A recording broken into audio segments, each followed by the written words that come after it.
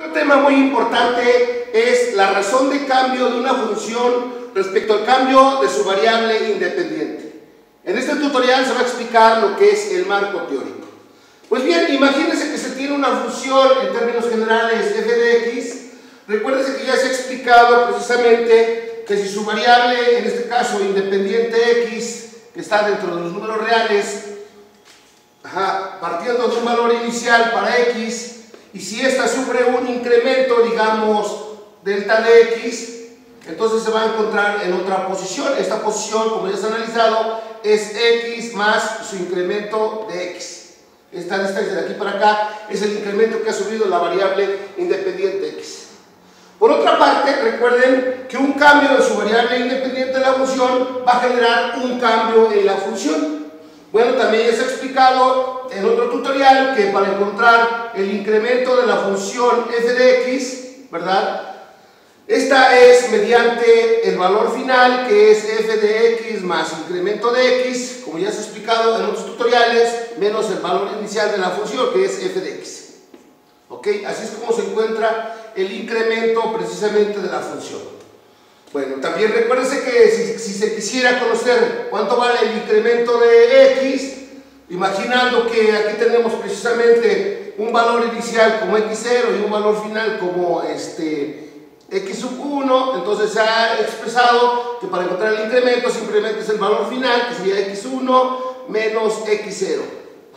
Aquí las variables no importan los subíndices, simplemente para encontrar este incremento es el valor final menos el valor inicial. Bueno, ¿a qué se refiere esto? Gráficamente, antes de dar lo que es la razón de cambio de la función cuando cambia a su variable independiente, vamos a explicarlo gráficamente.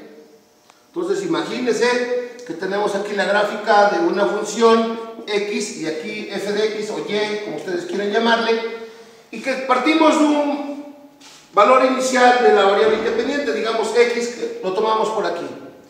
¿Ok? Bueno, entonces si nosotros evaluamos en la función vamos a obtener su correspondiente imagen, es decir, vamos a obtener f de x. ¿Ok? Entonces precisamente aquí tenemos que este es el valor inicial de la función para un valor inicial de la variable independiente. Si esta cambia, como lo hemos explicado anteriormente, con un cierto incremento, aquí este punto va a ser x más incremento de x, considerando que esta distancia es el incremento de la variable independiente x. Si evaluamos en la función, ¿verdad? Entonces vamos a suponer que tenemos precisamente aquí el valor funcional f para ¿quién? Para x más incremento de x. Bueno, como ya se ha explicado en los tutoriales, ¿verdad? Imagínense que la gráfica de la función se comporta más o menos así, pasa por este punto y este punto. Es la gráfica de la función f de x. Bueno, entonces, ¿qué es lo que queremos? Bueno, recordar también que ya que identificamos el incremento de x, recuerden que aquí la función inicialmente estuvo aquí y cambió aquí. Ese cambio precisamente lo hemos analizado y lo hemos llamado incremento de la función f de x. Bueno, si se dan cuenta, ¿verdad? Aquí, subiendo el valor, aquí este incremento, de aquí para acá es el incremento de x, que es la misma distancia que va de aquí a este punto. Esto sería también incremento de x. De igual forma, ¿verdad? La distancia de este punto a este punto, que es totalmente la misma que esta, va a ser el incremento de la función f de x. Bueno, ¿a qué se refiere cuando hablemos de razón de cambio? Bueno, lo que vamos a hacer es comparar qué tanto cambia aquí esta longitud, es decir, cuánto cambia la función cuando su variable independiente sufre un cambio o un incremento, conocido como incremento de x. Bueno, recuerden que en matemáticas, quien me sirve para comparar dos cantidades, o en este caso dos longitudes, es precisamente las razones. Recordando brevemente qué es una razón. Entonces, recordando qué es una razón, antes de utilizarla, recuerden que una razón es una comparación de dos o entre dos cantidades o longitudes expresadas como cocientes. Como cociente. Por ejemplo, si queremos comparar una cantidad A con respecto a B, vamos a denotarlo como es A respecto a B. Y esto precisamente es una razón, también ya lo he explicado en mis tutoriales. Bueno, imagínense, recordando, ¿qué pasa si queremos comparar cómo es 4 respecto a 2? Comparando. Está expresado aquí como una razón. Y bueno, aquí sabemos que 4 entre 2 es 2. ¿Qué quiere decir?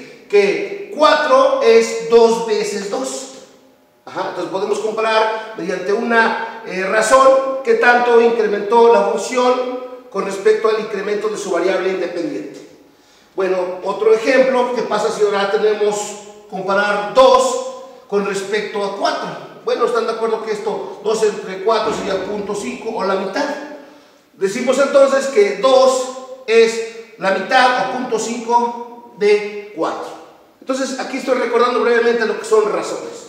Bueno, si aplicamos las razones para comparar, ¿verdad?, el cambio de la función respecto al cambio de su variable independiente expresada como razón, quedaría de la siguiente forma. Entonces, expresada